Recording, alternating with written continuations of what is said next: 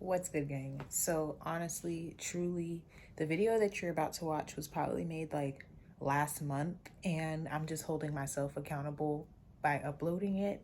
Um, my dad and I were talking about what were we talking about? My dad and I were talking about why he mostly dates white women.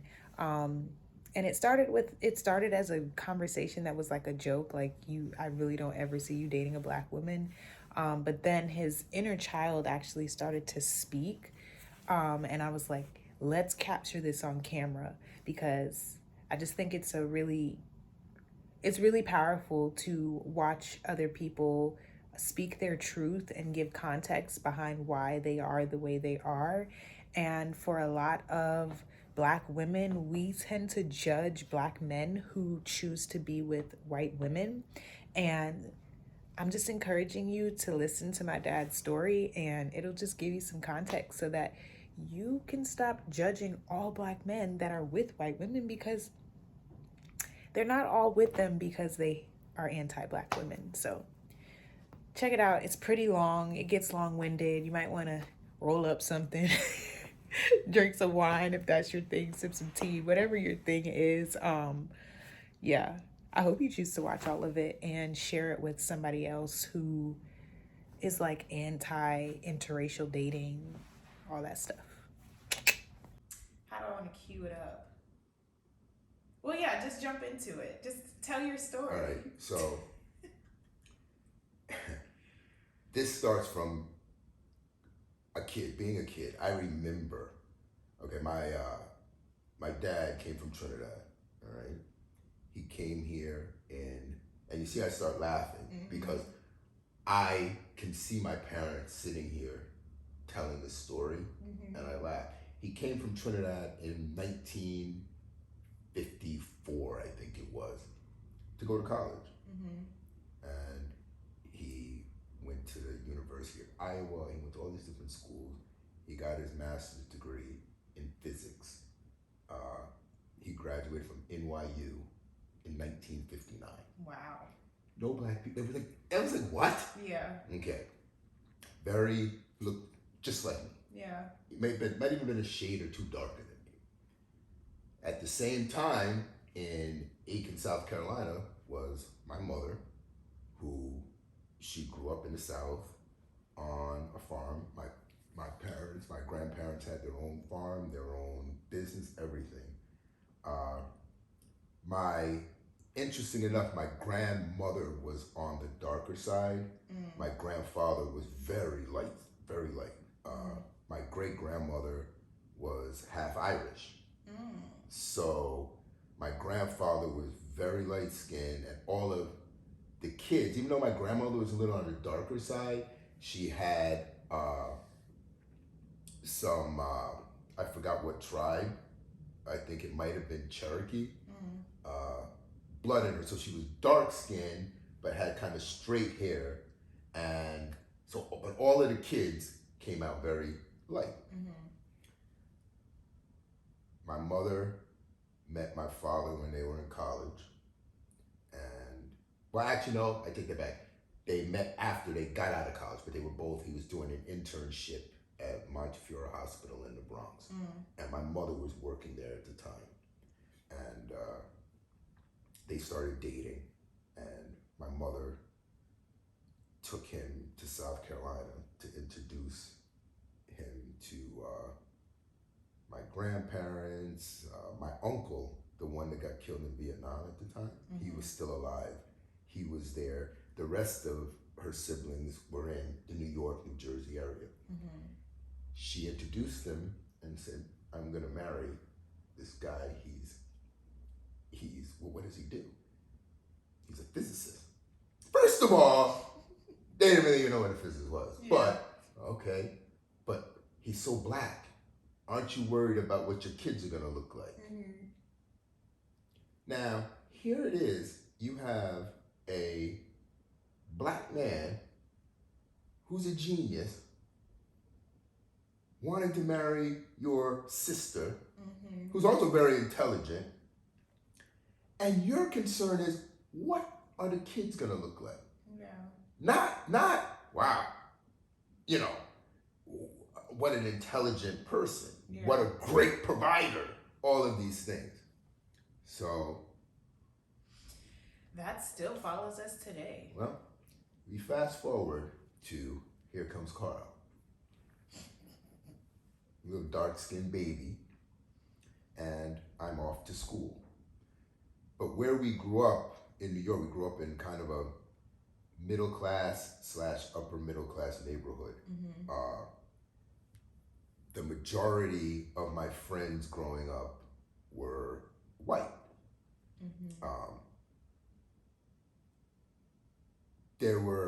My dad worked for IBM, so at the time, IBM was a very diverse, inclusive company. Like they didn't care where you came from, what color you were, what you looked like. They just wanted the best of the best.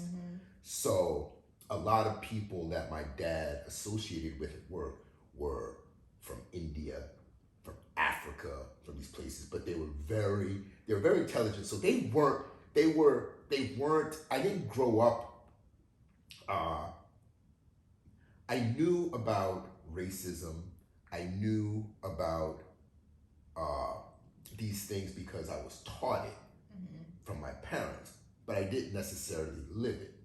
Okay. Growing up with my white friends, I never encountered racism because their parents were all like, everybody was kind of on the same level. So I didn't even know anything about race. Like I knew about it because my father told me about it, but I never think. And he was one of these people that he didn't care. Okay. For him, it wasn't about race. It was about being with people of a like mind. Yeah. But he knew racism. He knew about it. He encountered it. He understood it, but it didn't faze him. You know. What I didn't know about that they failed to teach me, they taught me when I came home looking crazy, was racism within our own damn community. Colorism. Oh my God. So I remember, the school that I went to was predominantly white. But within the district, there were a few different schools. So when we got to high school, there was different schools. So I'm in the 9th grade, and all of a sudden there's black people. But I'm like, wow, they act a little bit different than me. Like, wow, I like to fish, I like to hunt. I didn't fit in. Yeah. But I felt like, well, I needed to embrace my blackness. I've always wondered, like, how did you make it into Brooklyn with my mom and my dad's crowd? How? We'll get into that. We'll Continue get into that. the story. So I decided I'm going to embrace my blackness. And I chose this crowd of, as my father said, undesirables. And, oh yeah, he was not happy. And I remember, so and this is where I started learning about the whole dark skin, light skin thing. And I remember her name was Carlisa Gatlin. You know it's traumatizing. You remember her name from the 9th grade. You never, ever, ever forget it. And I had such a thing for this Carlisa. She might have been biracial. She's very light. And back then, you had to be official if you asked someone out. You had to say, will you go out with me? Okay? And it took everything. And all my friends were like, ask her out, go ahead, ask her out. It took everything I had to get enough nerve to ask her out. My idiot friends were standing kind of off to the side, and I asked her out. She said, no, you're way too black for me. Aww. And they were like, ah! I still remember that, ah! And everything got dark. Like, I just was like, that's a core memory. Core isn't even a word. Yeah. And I still remember these idiots. We're still friends. This group of guys, some were black, some of them were white. Yeah. Like, I did kept my white friends. So the way, she said, how you feeling right now? came home and I sat on the couch. And here my father came in 4:45. He came in from work every day. You could set your clock by it. And I'm sitting there and what's wrong with you? And I told him the story. So he laughed. He said, oh, that stomach ache hurts, right? He said, shut up, Dad. Shut up. You don't understand. Yeah. And both my parents, they started laughing. Okay. Yeah. That's growing up in a West Indian / American. It was a laugh. Yeah. But then he sat down and he got serious. And he said, let me tell you something. He said, don't ever let that bother you. He was like, you're dark skinned because you're original. He says, you're dark skinned because one of your ancestors fought the master when he came to rape her. And you kept your color. He says, you have more power. He says, you're something. He says, never. He says, never. Never. He said, please. He says, where does she live? I remember she said that. He said, where does she live? I said, Mansion Street. He laughed. He said, you definitely want to stay away from her. Yeah. Okay? And that was the beginning of power for me. Okay? My parents that grew up in the civil rights movement, like really involved. They knew, my dad knew Malcolm X personally. You know, everybody's like, oh, Malcolm X. But he knew him before he was famous. Yeah. You know? And he started teaching me about myself.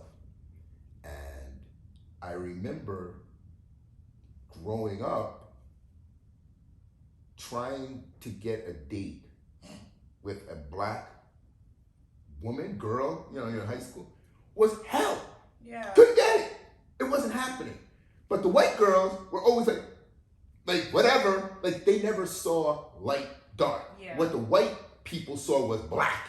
Yeah. Okay? You're black. Like I still laugh. So a lot of them even now, they're like, I don't understand this. You're black or you're white. Like there is no, like, so I started dating white women.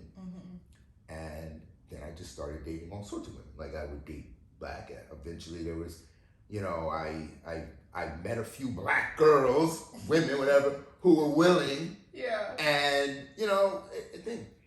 So now, but that experience of being rejected by my own was, I don't know if I want to call it traumatizing as much as I want to call it empowering.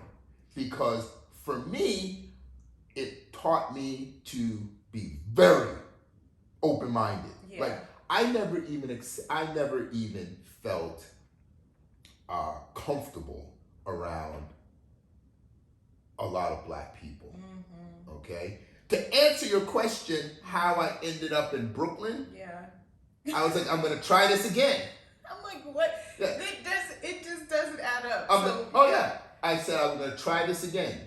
Let me embrace my roots. So that's how you ended up with my mom, because y'all connected on what, Grenada? Yeah. Okay, and But you weren't prepared for actual Caribbean women. No. No. Yeah. You know, and for a long time, even I've never, and even now, I've never felt a part of any group. Ever. Like I've never felt comfortable with any group. Whether it be black, white, Asian, as a Muslim, I never felt connected to Islam in the cultural sense, in the religious sense, yes, but I've never felt a part of, so you have African American Muslims, you have Pakistani Muslims, you have the Bangladesh community within Islam, you know, I've never felt a part, and it almost made me this happy outsider, where I never felt a part of any group, but I was always comfortable being around every group. Yeah. So I don't claim a group. I never claim a group. I love, today one of my friends, okay? She's from Pakistan. Yeah. She lives in Charlotte. She's like, what are you doing? I was like, oh, I'm with my daughter. They're going to a wedding. You want to hook up later? She's like, yeah. My brother just built some mansion wherever. Yeah. He says cars in town. Tell him to come on over. We're gonna go. I want to go. Yeah. Golly. But no, you got to go to a wedding. Yeah. And I've never felt a part of any group, but I've learned to love every group. And what's happened over the years, and it's an interesting struggle. And I know I bounced around the story a little bit, but it's an interesting, I'm at an interesting place, and I've been at this interesting place for probably 25, 30 years, maybe even more than that. Like I said, growing up being dark, I was considered ugly. Okay, dark equals ugly. Everybody wanted DeBarge. I still hate the group DeBarge. I see that video, I want to throw something at it. Okay, watch the old videos from the 70s and 80s. I know what you're talking about. I'm like, because I did not fit that. Yeah. Okay, everybody wanted DeBarge. All right, high school, all the light-skinned guys got the pretty women. I suffered. Wesley Snipes saved us all. I was going to my dark-skinned friends. We still laugh. We're like, we should come up with the money to pay his taxes because Wesley Snipes saved us all. That's hilarious. People say, now the older generations, my dad would say Sidney Poitier. Okay. Every generation has their little. I think what's ours? Maybe Lance Ross. You might not know who he is, but you would if you saw his face. Yeah, I think so. So but there's something that's changed in that. So while we've had our dark-skinned black men who helped us with our pride, society as a whole has changed with their perception of blacks. So now when I was growing up, you had your white women who would date black men, but it wasn't very many, and it was definitely, you're sneaking. Oh, you're sneaking. You are not coming home. That's why there's a great movie, Guess Who's Coming to Dinner? Yeah. Okay, which was like an amazing movie for its time, because there's always been, and they've done studies, there's always been this thing about white women liking black men, but it was very taboo. We've always heard about white men being with black women, especially during slavery. You don't hear much about white women being with black slaves during slavery.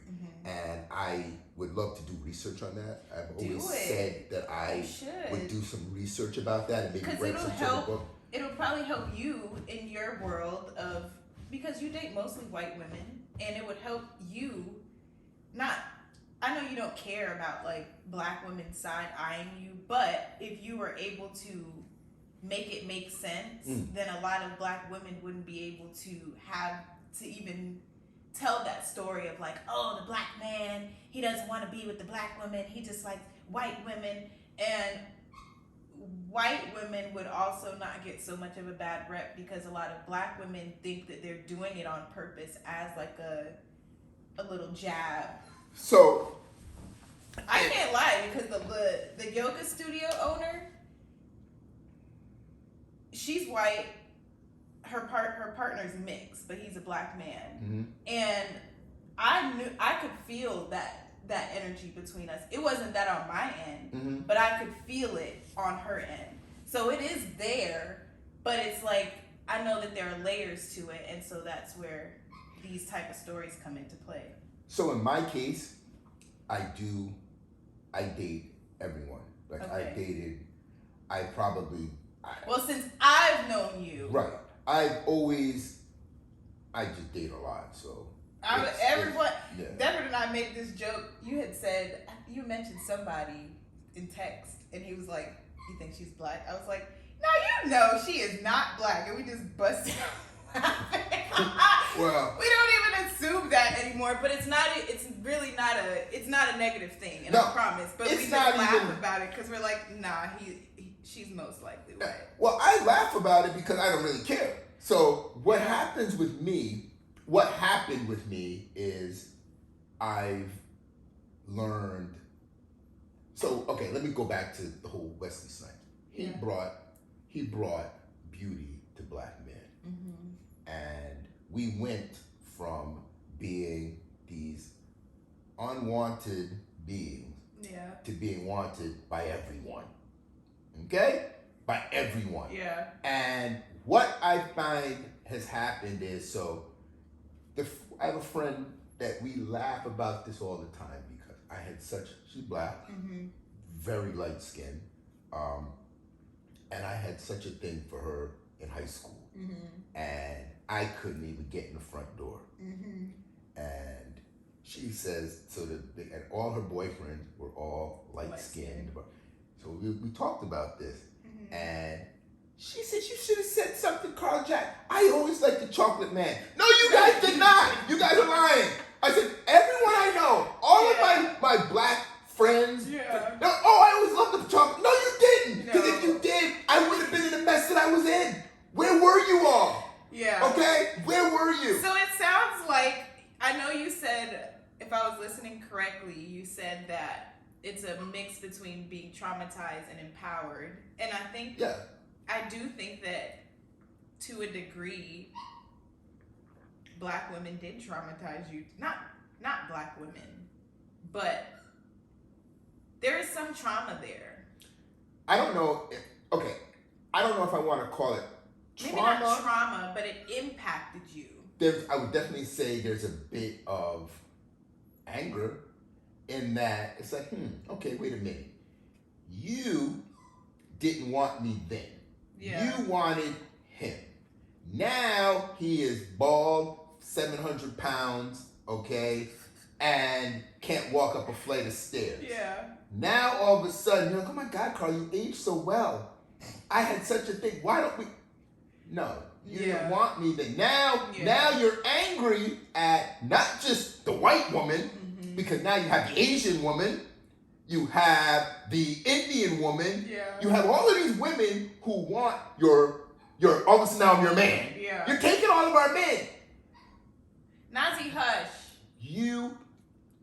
Growing up, you didn't want all of your men.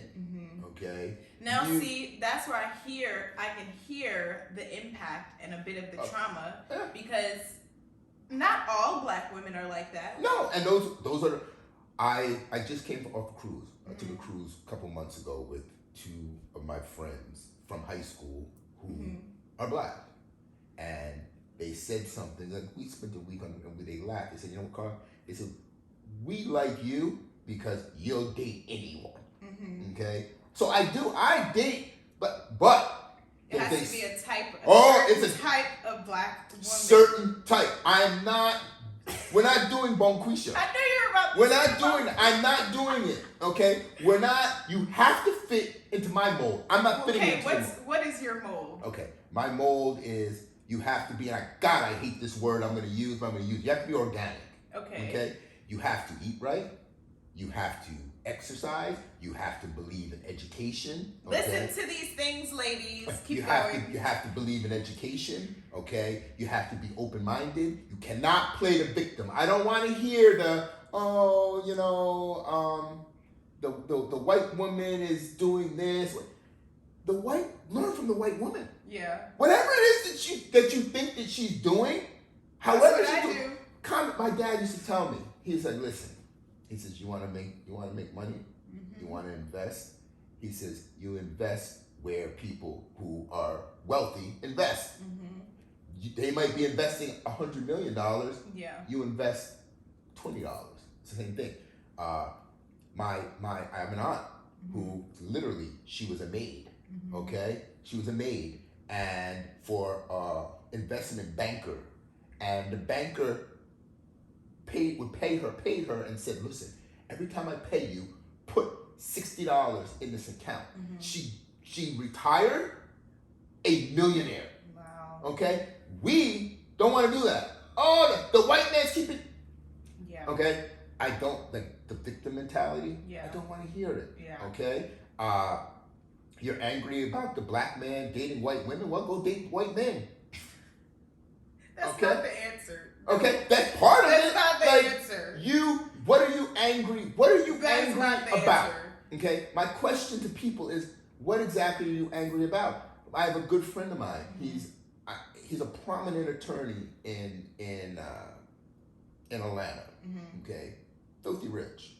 His wife is not only white, but she's German white, and he's originally from Nigeria, blue black. Okay, and when they go out, and I've seen this, we've been out in public because she is absolutely drop dead gorgeous. Yeah. Okay, and black women will look at him like, and he laughs. He's like, first of all, because we went to school together, he says, Carl, he said, you remember? He said, I caught more hell than you. Yeah. He said, you at least had a chance because you weren't blue. Okay? He said, I got involved in my schoolwork because I didn't have anything that was my outlet. Yeah. He says, I went on to college. I went to law school. I met my wife in law school. We had absolutely nothing. We worked together, and now we're very rich. Does the black woman want me to now leave her because she took your man? Yeah. So, and we're also in a place that, hey, everybody can be everybody. You can claim anything you want. Yeah. Okay. What makes you think that? I feel like black women feel that the black man owes them something. Okay. Well, yes and no. I don't know, because for me, I've dated a white guy before. It just wasn't. It didn't work. It was just too many. It just didn't work. Too many differences. But that's not the issue.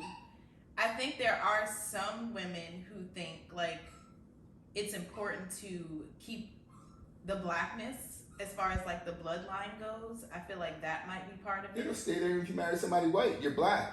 Black dominates. So this is true. The blackness will stay. I don't know. It's there are layers, and I definitely can agree though with the black women feeling like black men owe them something to a degree, some sort of loyalty. And your perspective definitely does. It opens another perspective. So you and your friend, y'all should do like I don't know. So I would agree with you about the loyalty if, and maybe I'm going back to trauma, I would agree with you about the loyalty if we felt that there was a loyalty toward us back in the day. Yeah. There was no loyalty. And because of that, a lot of us dark-skinned men were forced to figure out a different way of coping and living. I think that's really important to speak about though, because like I said, the narrative mostly is like the black man becomes successful and marries the white woman and doesn't care about the black woman. That's the narrative. No. As a matter of fact, so even like for myself now, it's one of the reasons that I date. If you were to say, well, Carl, why do you date more white women or even say Asian women than black? And I say, well, every single thing that I'm involved with, there's hardly any black people involved, okay? So my friends called me up. They sent me a text earlier. We're going down to the Keys the week after next to dive this wreck. There's this wreck that we dive in the Keys. You want to come? Yeah. I mentioned diving to black people. Forget women. Yeah. I ain't going down there. Oh, yeah. Them sharks are going to eat. I'm not going to lie to you. I still have a fear of diving. Because I think about like us going on a trip and diving. But I'm open to I'm still going to face the fear, but I do have a deep fear of the deep sea. Right. And I make a joke sometimes. I'm like, well, maybe it's like it links back to slavery when they dumped us in the ocean. But I don't know where it comes from. It's the most beautiful experience you'll ever have. I just just thinking about it. But that's just one. Yeah. The other, the whole organic farming. Yeah. Okay? I started an urban organic farming program in Newburgh, New York, which is it's a notoriously poor neighborhood, in New York. Yeah. And I did this whole thing, and I started taking kids who I would use to farm, the bees, these different things as a therapeutic tool. Because a lot of kids don't want to sit down on a couch and talk about their problems. Yeah. But when you have them out there working the soil. The community, who is predominantly black, was like, why are you trying to turn our kids into slaves? You know what? You know what? Yeah. Okay? I've met, white women are like, oh my God, I want to do this farming. Let's go do this. And black women are like, I'm not doing this. Okay? Yeah. I'm not doing that's one of my other activities. Most of my activities are very physical. I'm like, let's go. It sounds like you had, if for you to, because I asked the question, I was like, what type of black woman? I don't know where you've gone to find these types of women, but it sounds like you might need to go into a different type of space, because those type of women exist. I'm like, I can count 5 of those type of women on my hand right now. So where are and they? they're your age. So they're in the yoga space, in the wellness world. Well then, so there's let me land this. There's a but there's a realm of black women who have moved into wellness and healing, and they're embracing all of that. And yeah, they're out there. So I've had this thought.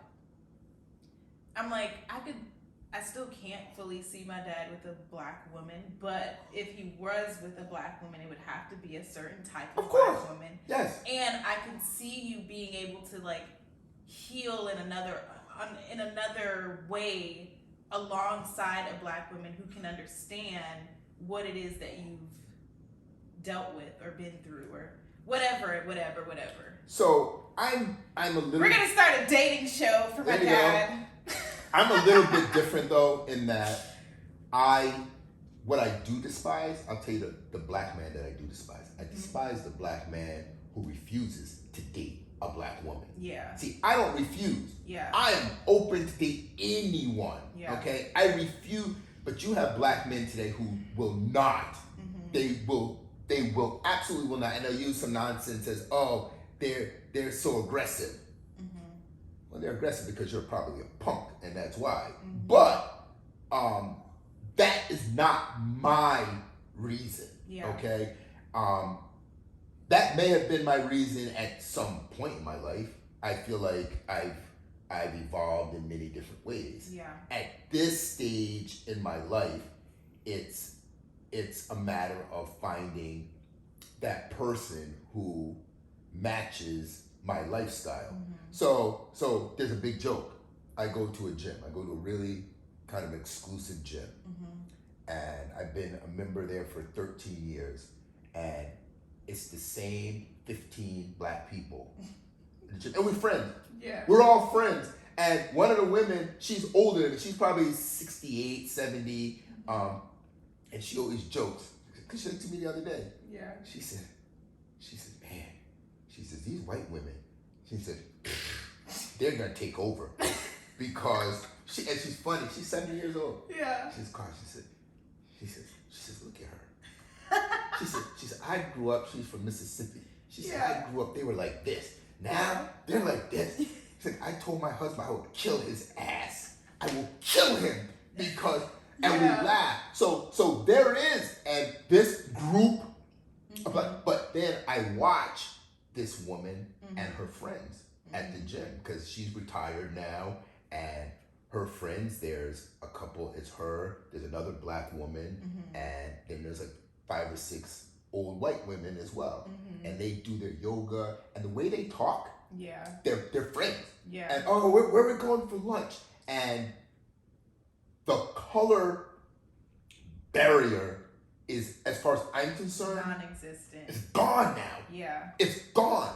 Okay, I have, you know me, I deal with a lot of good old boys. And they make me, I love them. They make me laugh because they say, Carl, listen, we get it. Like, what? One friend, okay, Western Kentucky, okay, he's a rancher and a true good old boy. He says, Carl, I get it. He said, I didn't have any slaves. I don't want slavery to go back. Why does everybody look at me like? And I giggle and I laugh about it because people don't care. You saw Gina, okay? White conservative rancher from Oklahoma, from Western Oklahoma, the middle of Panhandle, middle of nowhere, and her family, her son still texts me all the time. They and I realized, I was like, wow. They're like, why do people think that we think whatever particular way? So now you have the breakdown there, and so many times people are, one of the big things, you have you have so much equality with homosexuality. Everybody's love is love, okay? Like, this is one of the things I hear from people. Okay, love is love. So then why are you so angry at me that I love this woman? Okay? It's love is love until it comes to the black man. All right? That's very valid. If love is love, if you accept these things, then you have to accept the other. I also believe that these days the division is one of, it's not race, but it's class. Okay? It's economics. Okay? I think that a lot of times as black people, we embrace, we're the only group that will, like I said, when JoJo shoots up the block, oh, free JoJo, he was this, he was that. White people are quick. They're like, put whoever their group is, put them in jail. Okay, you take middle class whites, they are property in South Carolina. 99.9% white. Okay, what did they say? They're like, no, we don't want any RVs here. Because the buildings basically said, we don't want those trashy people bringing their RVs and their campers. Black people, you're not talking about black people. We don't do RVs that much. I'm like the only. I saw a black guy driving an RV the other day. I wanted to stop and exchange numbers. I'm gonna send you a link. I'm gonna turn this off. I'm gonna send you a link to